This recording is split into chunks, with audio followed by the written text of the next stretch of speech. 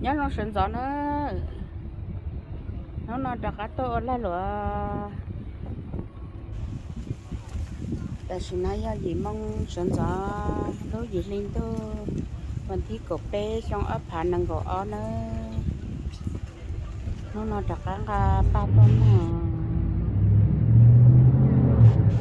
ba mà trong gỗ tụt tiền lên lâu lỡ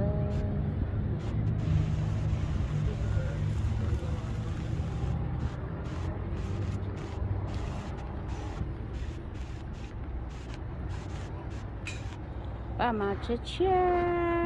thế trong gỗ chấp lờ rồi lên nó sẽ giờ bé mong mà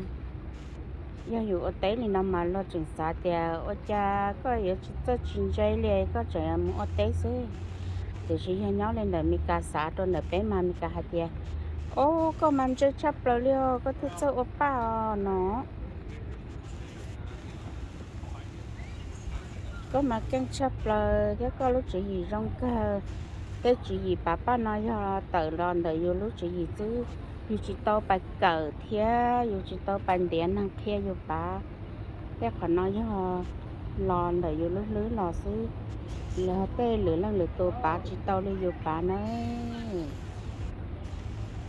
nên mình cả trời hồi dù ấy tuổi cân chấp là professional thế nó hả thì chỉ bên mong mà lỡ tuần khi ta la lỡ bỏ dù mà lỡ xám hoặc rồi dù đâu khó dù ở đây như ba là cho tôi bỏ nhẹ để lỡ chẳng chia dù xám hoặc rồi lỡ họ lỡ chẳng xám hoặc rồi dù lỡ chẳng lề mua được khó thế lỡ chỉ cả lo dây lỡ dù thế ba mà rong có cứ liều lỡ giờ tôi chỉ mua cho cái lúa chè nếu sai tới ba này giờ chỉ mua nông thì đi na thì giờ tôi mua cái lúa chè nếu chơi tới ba nào một trâu này tôi khú mà mà vì nếu chơi này tôi khú mà chỉ chia ý là lấy tới ba nào thì nếu xã cọ này tôi khú bao hạt giờ nếu lúa này tôi khú bao đi cha chè kỳ đi cha lo này giống dừa kia lên na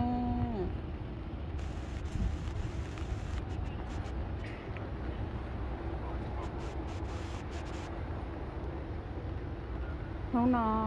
sẽ có mua của ta cho nó sẽ kề ok rồi nó sẽ có mi cả lỡ tuổi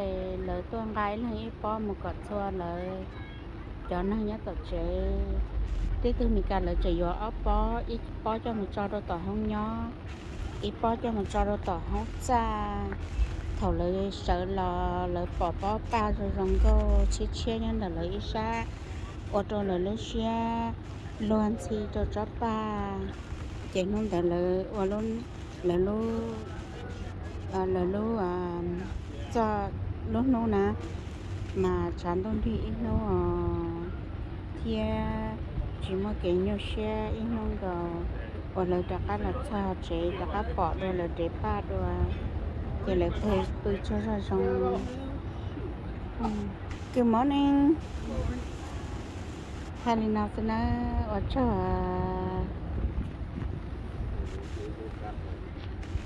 You have to say which one.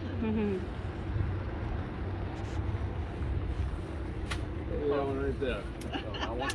Yep. Okay. Looks good. I think I gotta come back with like the president because I don't want to carry them around. But I okay Best flowers Yeah. ever. And they last a long time. almost 2 weeks I got out of it. Yep. I love them. This would be Oh, really? oh.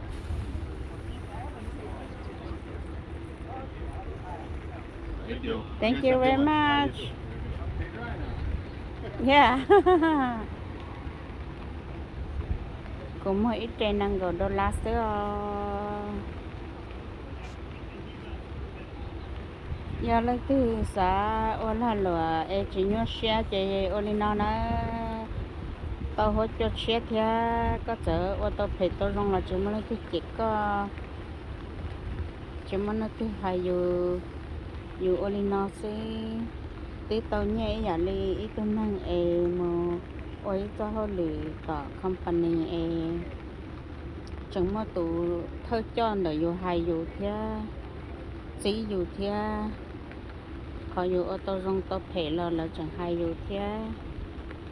ô lên nó chỉ mà nó hay dù ô lên nó chẳng mà lựa tổ khó hay tiêu dù keng tên này ya khử lần để dù lúc chỉ gì dù chỉ tao muốn đến năng kia dù ấy chỉ tao bóng nha nó sẽ là ô cho